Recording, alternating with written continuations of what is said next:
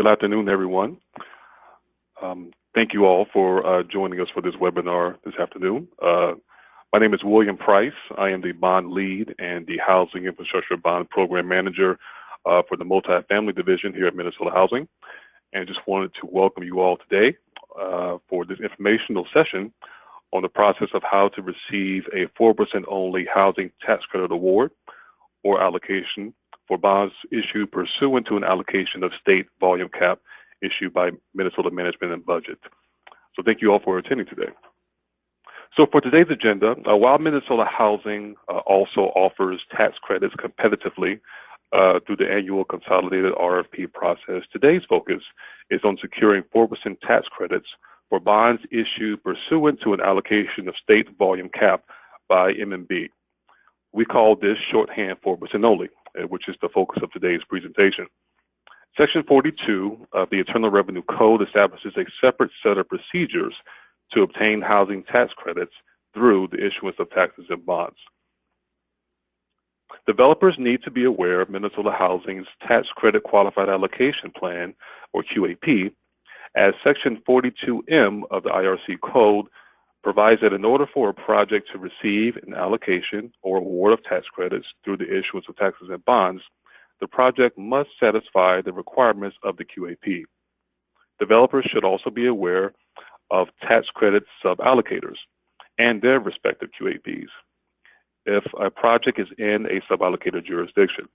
So we will cover this topic shortly, and sub-allocated locations as well in today's presentation. So today's training is specifically designed to focus on Minnesota Housing's timeline, process, and requirements for 4% housing tax credits for bonds issued via an MMB. So we'll discuss the optional pre-application phase of the 4% only allocation process, which allows developers to work closely with us prior to receiving an allocation of bonds. We have developed resources to better illustrate the timeline and process to receive a 4% only tax credit allocation, including resources on our scoring process and roadmaps that depict how projects in various locations serving both preservation and workforce housing needs can be successful. We'll highlight the 42M submission requirements, including how to submit materials through our online customer portal. We'll provide some compliance information specific to preservation projects.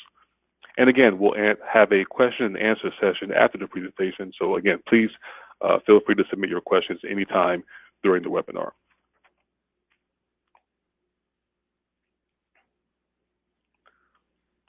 In this section, I'd like to provide a little background on the 4% low-income housing tax credit program and the qualified allocation plan. The Housing Tax Credit Program is a federal resource governed by IRS law. The program provides tax credits to entities who invest in affordable rental housing, reducing their federal tax liability by the amount of tax credits for 10 years. In exchange for this production, investors purchase the tax credits and agree to keep units affordable to specific income limits. The sales proceeds are then invested into the new construction or acquisition rehab of affordable rental housing. There are two types of tax credits, referred to as 9% and 4% credits. 9% credits are a limited resource and each state has an annual credit ceiling. 4% credits are not limited and are only available to a project when accompanied with an allocation of volume limited tax-exempt bonds. Section 42 establishes a separate set of procedures to obtain tax credits through the issuance of bonds. Minnesota Housing awards or allocates credits in two different ways. Through our competitive process in conjunction with the consolidated RFP and round 2, and via our 4% only process on a pipeline basis. Section 42 requires each state allocator to create an annual qualified allocation plan. And this plan consists of 3 core documents: the actual qualified allocation plan, the Housing Tax Credit Procedural Manual, and the self-scoring worksheet. All of these documents and other application information can be found on Minnesota Housing's tax credit webpage.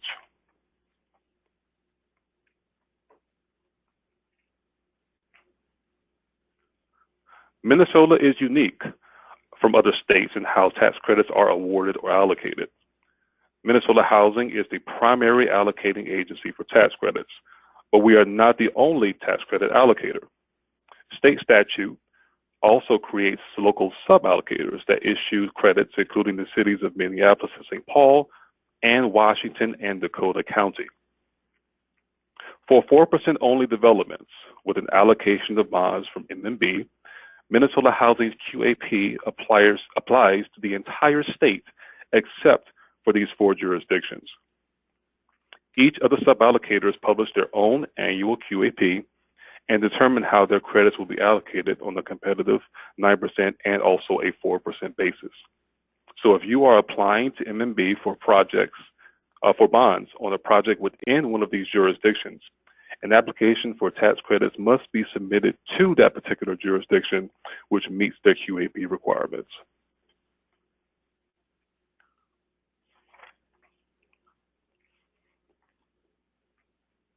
So what year QAP should you use?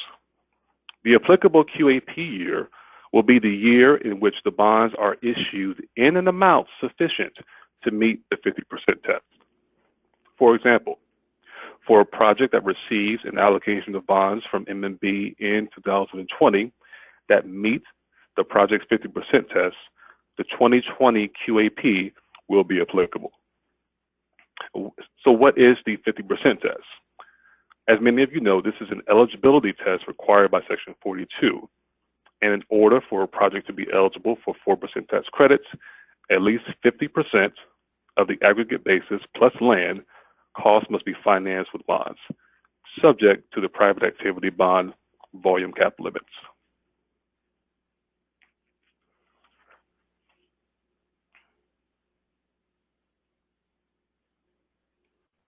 In order for a project to receive an award or allocation of 4% housing tax credits, a full and complete 42M application must be submitted to Minnesota Housing via our online customer portal at least 30 days prior to the issuance of the bonds or closing of the property.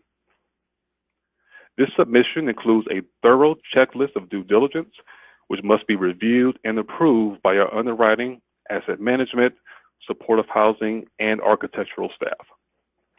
Also, the application will be reviewed for threshold requirements as dictated by the QAP in terms of scoring and also adherence to the predictive cost model, which the agency uses to gauge the acceptance level of total development costs.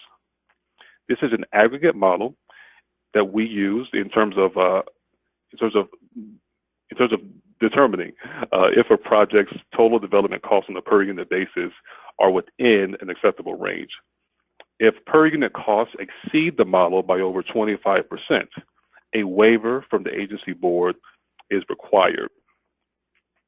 With the depth of the application review and multiple requirements that the project must meet, I want to seriously stress that it is imperative that the full and complete 42M application is submitted as soon as possible upon allocation from MMB. Depending on the circumstance, if the application is not submitted until the last minute, it may jeopardize your project's ability to receive a 42M letter. For example, if a project submits the full 42M application only 30 days prior to issuance of the bonds, the application undergoes a thorough review. Let's say, for example, that the application needs a waiver from our board due to total development costs exceeding our model by over 25%. Or upon review of the application, it is determined that minimum scoring thresholds are not met. At that point, the project's ability to receive a 42M letter within that timeline in order to have bonds issued may be in jeopardy. So I do want to stress that it is important that even though per our QAP, you have to submit the application at least 30 days prior to closing of the bonds, please submit those as soon as possible just to ensure a timely issuance of the 42M letter to allow the project to actually close on its bonds.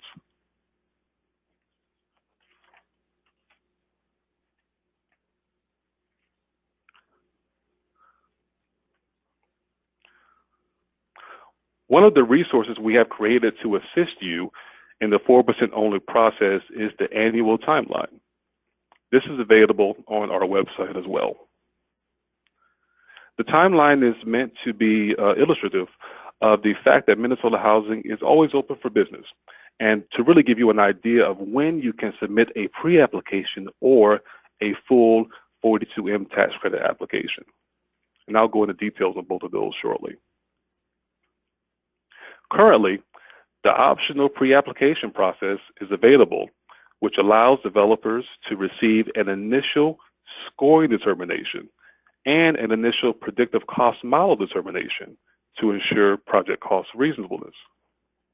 In January, bond allocations can be applied for through MMB. Once an allocation of bonds is received, the project has 180 days to permanently issue bonds. Within 3 weeks of a project receiving an allocation of bonds, Minnesota Housing will communicate in writing to the project owner, providing details of the 4% only process. Within 6 weeks of a project receiving an allocation of bonds, Minnesota Housing will communicate with the developer to schedule a light launch meeting, which I will explain more shortly.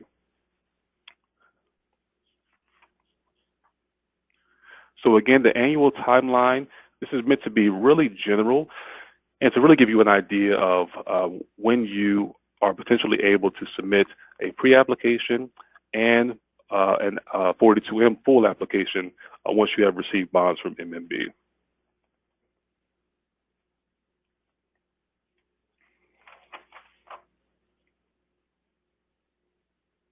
Step 6 of the process is the submission of the full 42M application to Minnesota Housing.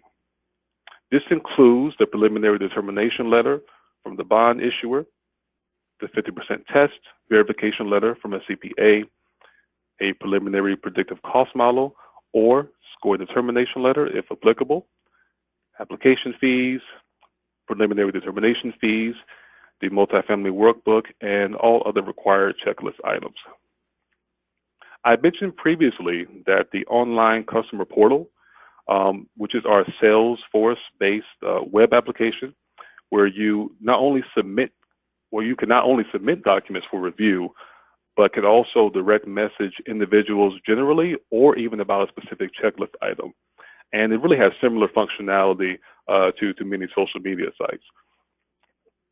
So we certainly encourage you to use our portal and all the features that it has to really streamline communication in all parts of the project. For example, if you have a specific question on a checklist item, you can send a message directly to our staff architect or our underwriter asking about that specific item. And it really makes for timely communication. If you send us an email, if you send us a message via the portal, we may potentially get an email. So it really makes the communication really seamless and streamlined for the overall process. So we certainly encourage you to use that option. And again, the full 42M application must be submitted at least 30 days prior to the permanent issuing of the bonds. But please submit this as soon as possible upon allocation from MMB.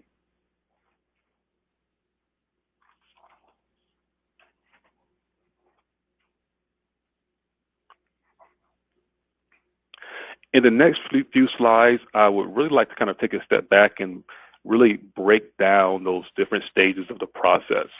Again, as I mentioned, we will post a webinar to our website, but I wanted to give a little bit more detail as to the pre-application process and the different stages to actually get to a receipt of a 42M letter for you to close all the bonds you receive from MMB.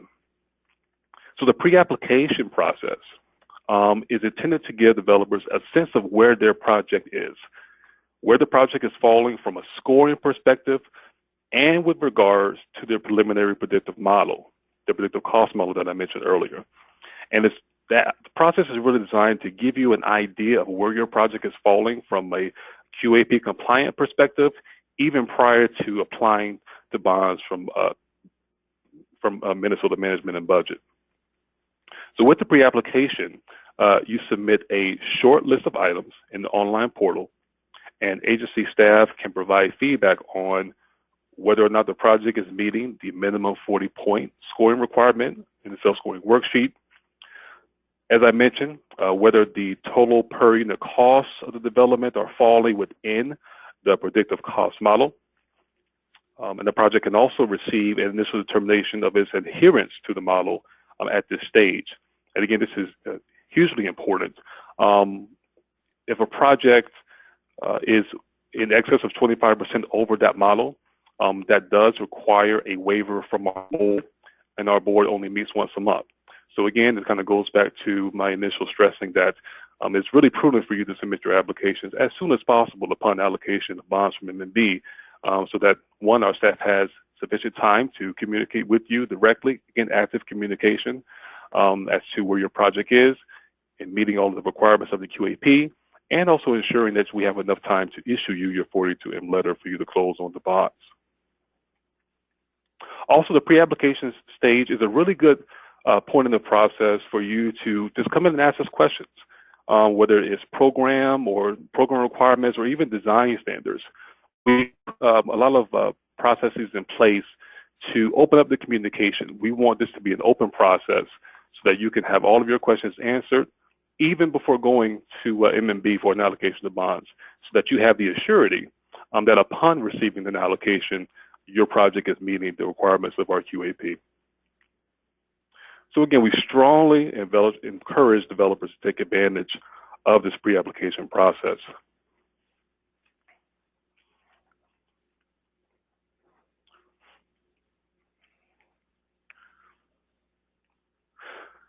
So if you are pursuing the pre-application process, you will need to provide the required documentation at least 30 days prior to the submission of the full 42M application.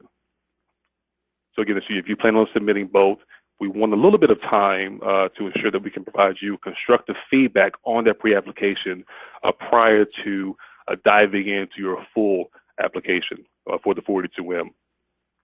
Again, this is designed to be an open and iterative process where Minnesota Housing will communicate directly with you and discuss anything from scoring discrepancies, design concerns, and any other pertinent items. Minnesota Housing staff may request additional documentation in order to provide sufficient feedback on the process in terms of the project score or where total development costs are landing. But again, anything that we request is really to ensure that we're giving you the most accurate information as to where your project is falling in terms of compliance with the QAP. So for the pre-application process, if the project meets the requirements, we will issue a preliminary predictive model or a scoring determination model letter. And once you receive this letter will let you know exactly where you're falling from a pointing perspective and where you are falling from a predictive model perspective. Upon receipt of that, you should also submit that letter again with the subsequent full 42M application. And as I mentioned earlier, this letter really gives the assurance to the project team that the project is meeting the scoring and cost requirements as long as there are not substantial changes in the 42M application.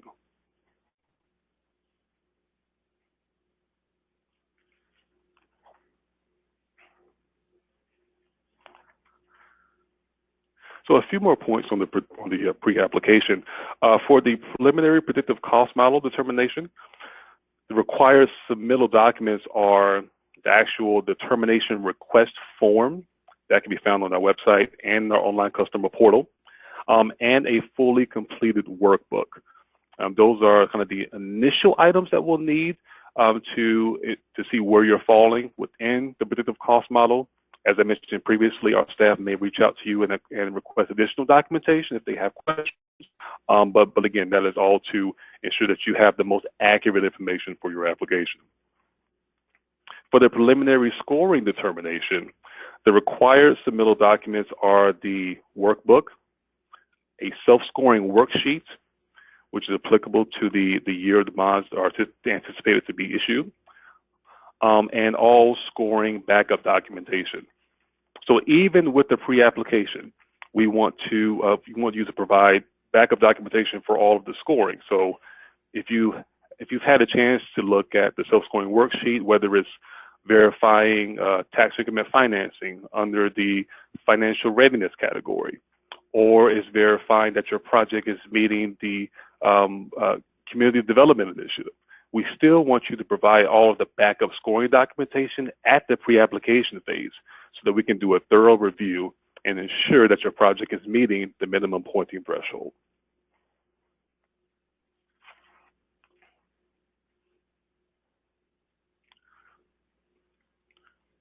So after a project has received an allocation of bonds from MMB, a light launch meeting will be scheduled with the developer and an underwriter and architect for Minnesota Housing. And that may include other staff upon request. During this meeting, staff will walk through the 4% only process, review scoring determinations, design requirements, and the 42M application requirements with the development team. This meeting is designed to be a light touch point early on in the process to ensure that all parties are aware of the tax credit requirements and can be an in-person meeting or even a conference call. So this meeting is another opportunity to address any issues and answer any questions the development team may have.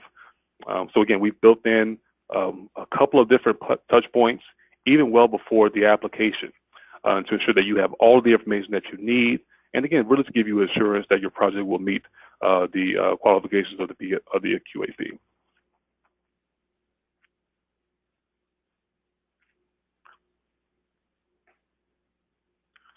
The 42M application submission is required for an allocation or award of 4% credits.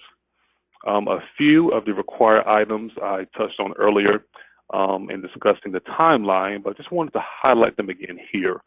So this list is not all encompassing, but a couple of the key items of the full 42M application is the application fee of $800. There's the preliminary determination fee, which is 3.5% of the housing tax credit allocation request. There's the evidence from the local issuer of a bond allocation. There's the preliminary determination from the bond issuer. Now, this is the local issuer's final written determination verifying the sources and uses of funds, the tax credit proceeds, cost of reasonableness of the project, and also an assessment of housing needs in the area. So if you go into the online customer portal, once you're ready to submit your application, this is a specific checklist item that has help text. So if you're working with the issuer and they want a little bit more guidance as to what we're looking for in terms of this letter, that help text gives you very detailed guidance as to what we will be looking for in their preliminary determination 42M2D letter from the local issuer. So again, that help text for that particular item can be found in our online customer portal. There's also the 50% test verification letter, usually from a CPA. As I mentioned previously, if you submitted the pre-application and received a predictive cost model determination or a scoring determination, both of those letters should be submitted upon the full 42M application. And again, as always, the workbook, and there's a plethora of other checklist items in the portal that must be fully submitted prior to staff completing the review.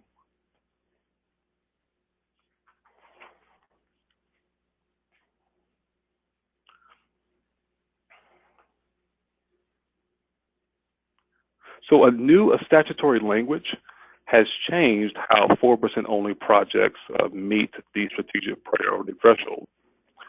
As required by Minnesota statute 462A.22, 222, subdivision 3D, residential rental housing projects financed with an allocation of taxes and bonds under Chapter 474A are deemed to be the highest strategic priority. And such, developments are therefore not required to meet a separate strategic priority. If you open up our self-scoring worksheet, the PDF version, which is currently available on the tax credit page of our website, you will see this particular language. Again, based off of new statutory requirements, if you receive an allocation of tax-exempt bonds, you therefore meet the strategic priority thresholds. As required by the QAP, requests for tax credits in association with tax-exempt volume limited bonds must still meet the minimum point requirement and demonstrate that the project is eligible for no fewer than 40 points. So again, upon allocation of bonds, you're meeting strategic priority policy threshold, but the project still must meet the minimum 40 points as dictated by the qualified allocation plan. So we acknowledge that a project's ability to demonstrate minimum scoring is really critical to its feasibility. Thus, we have created a resource called the Roadmap to 40 Points. And this depicts how different project types in various different locations can achieve an acceptable score under the 2020 QAP. We created 3 examples of how different types of projects can meet the 40-point minimum threshold under the 2020 QAP. This includes a preservation project in the metro, a new construction senior project in the suburban metro, and a new construction workforce project in greater Minnesota. In the preservation example that you see, the project is in Brooklyn Center, within a half mile of an express bus stop or park and ride. The project will remain affordable for 30 years.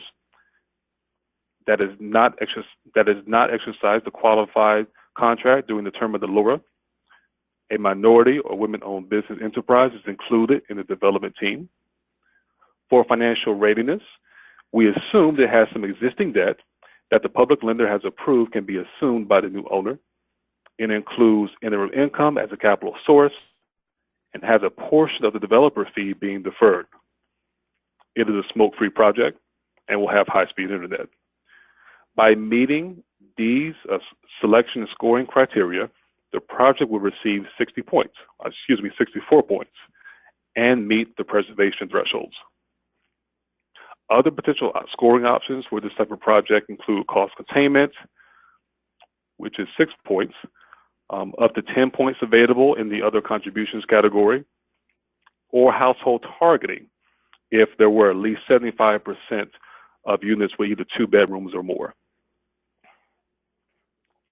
Preservation projects, and I know that is a Minnesota Management and Budget's top priority for the allocations of 2020. Backup documentation is needed, proving the type of rental assistance and how long the rental assistance has been in place. So I do want to stress that we will need backup documentation for all preservation projects. And also, if you dive into our self-scoring worksheet, rental assistance points cannot be taken in addition to preservation points. So it's either one or the other. And again, with preservation projects, meeting the thresholds, 30 points, up to 30 points are available for those type of projects.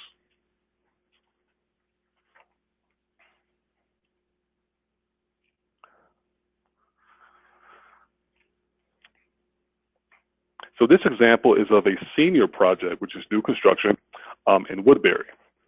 We have assumed that there will be a small number of project-based vouchers, and the rents are up to 60% of MTSP.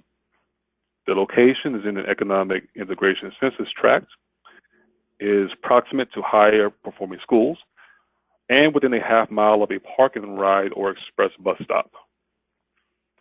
A minority or women-owned business enterprise is included in the development team. The project will have TIF and a deferred developer fee, which will allow it to maximize the financial readiness points. We assume cost containment points could be taken. Given that the building will serve seniors, we included universal design points and smoke-free. These scoring criterion yields 57 points. Other options for pointing for this type of project include up to 10 points for extended affordability through not exercising the qualified contract option, or 1 to 2 points for lower intermediary costs. As a workforce housing example in greater Minnesota, we have assumed a 60-unit building in Mankato, designed for families that meets the household targeting requirement with 2 and 3 bedroom units. Extended affordability for an additional 5 years to 25 years, and that yields 3 points. Rents are at 60%. We assume that it is relatively near a bus stop. Its location in Mankato makes it eligible for the rural tribal points. We assume a minority or women-owned business enterprise is included on the development team. We included local sources of funds for financial readiness and that the project would meet cost containment. As a reminder, the cost containment thresholds that will apply for bond projects in 2020 have been published to our website. So you will not be making a blind determination as to if your project is eligible for these points. That is currently posted on our website, so you can clearly see if your project on a per unit cost basis would fall within the threshold criteria to achieve the 6 points in the cost containment category. The project will also be spoke free and have high-speed internet and total yield points of 50.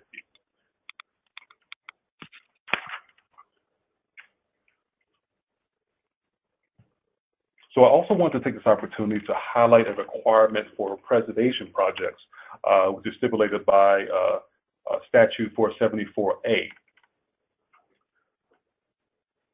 So this stipulates 3 conditions for using bond proceeds for any preservation project in Minnesota, regardless of the issuer. It is the issuer's responsibility to ensure these requirements are met. So the owner must extend the contract or agreement for the maximum term possible. This has been accomplished both through 20-year Section 8 contracts and through the existence of agreements or restrictions that require the contracts to be renewed for at least 20 years. That's the first requirement for preservation projects that are seeking bonds. Also, the amount of reserves to be maintained at the property. This calculation looks at the outstanding first mortgage balance, $5,000 per unit, and the amount of reserves at the time of bond issuance. So in this case, we're looking at reserves that can be used for capital repairs. So if there are existing debt service reserves at the property that could not be used for capital, those would be excluded. So we most often see the existing reserves number being applied.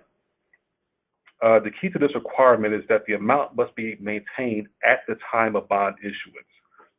So reserve contributions coming in during the third equity pay-in would not count toward this requirement. So there are a variety of ways to deal with this. For projects with MAP loans for existence, we count the working capital reserve, which is funded at closing. And then we confirm that there are sufficient funds coming in from future equity payments to meet the requirement when the working capital reserve is released. And also funds must be available to complete immediate repairs, which we view as critical items, and those must be done in year 1.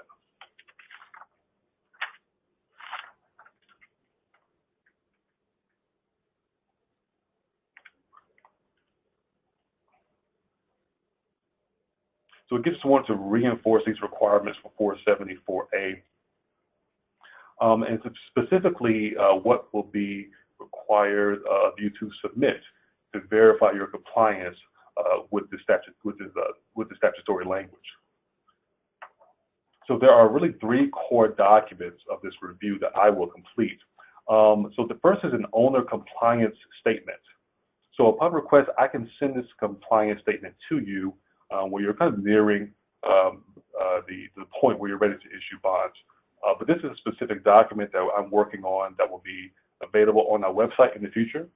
But if you're working on a preservation bond project, this is something that I can actually send directly to you. So the owner will document how to show that the HAP is being extended for the maximum term, the components of the reserve requirement, and evidence that this will be maintained at closing. That can be achieved, such as the limited partnership agreement. And what the project's physical condition is, the scope of work, and the construction budget. So again, this is a form that is best completed on a company letterhead from the development company, which can later be executed once the agency review is completed. So this is a form that you will reach out to me, I would send to you. You complete the form, send back to me for verification, and I'll complete a thorough review, ensuring that you're meeting the statutory requirements of said form, and then subsequently you can have that form executed. The second part of this compliance is the compliance statement and the documentation that are approved. So I will send the owner a draft agreement on the extension of the rental assistance and the agency certification on compliance with Statute 474A. So once the agreement between Minnesota Housing and the owner are finalized, then both the owner and the agency will execute the agreement. And there is a certification that comes along with this agreement that the agency will execute. And subsequently, all these documents are provided to the bond issuer. So oftentimes, this is one of the final actions needed for the bond issuance and can easily fall off the radar unless it's identified by bond counsel. So I ask that you please add this item to your timelines and submit these materials at least 3 weeks in advance of closing, just to ensure that there is sufficient time to run through these documents, obtain necessary signatures, and this process must be completed prior to bond issuance. But again, this is oftentimes the last thing that's needed to issue bonds. So we certainly don't want this to hold up the process. So if you could reach out and we can complete this as soon as possible, that would be for the best. So I saw a couple of questions come in. So in the 12 minutes we have left here. Okay, so the first question is, what is the anticipated cost per unit that is determined by the predictive cost model? That's a great question. So the model uses aggregate data from, I believe, the past 10 years, and we have more details about this on our website. So based on various different characteristics of the project, we use that data to predict a total development cost for that particular type of project. So that cost can really vary, or will certainly vary between types of projects, but it can vary even within those types of projects based on the various different characteristics. For example, if a project has tax credits, the predictive model will assume a higher cost for that specific type of structure. So the cost will vary based off of the different type of project that you're seeking the determination on. So another question I have here is, I don't believe you can take points for high-performing schools for senior housing, can you? That's a great question. I will dive back into this. I do not believe that there is a prohibition on potentially taking points for high-performing schools if the project is actually within range of said school. Again, senior projects can look vastly different.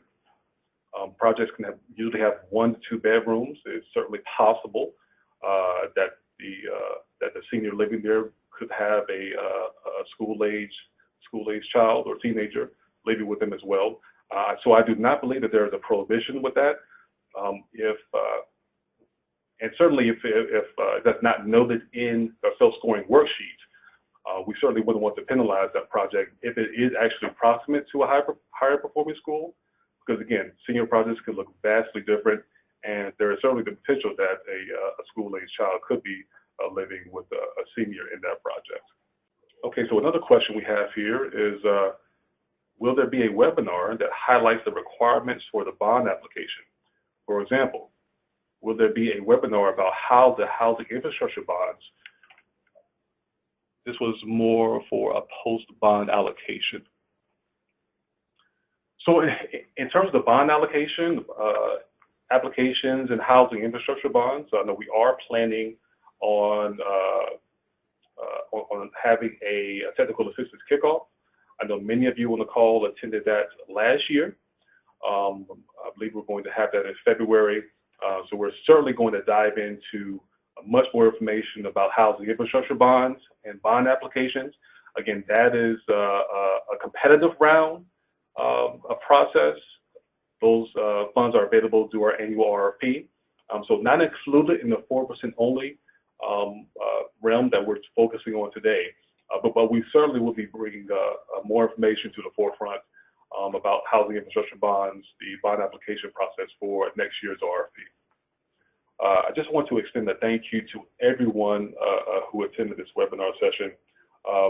Certainly with M&B's new priorities, the bond sphere will look a little different next year, but we certainly want you to have full confidence in Minnesota Housing that we're doing everything we can to ensure that you're submitting the most competitive bond application as possible. Again, we built in a lot of processes to have open communication with you over the process, so please feel free to reach out to me directly. If you have any questions about the pre-application process or the application process as well. So we have one more question here. Are 501c3 bonds eligible?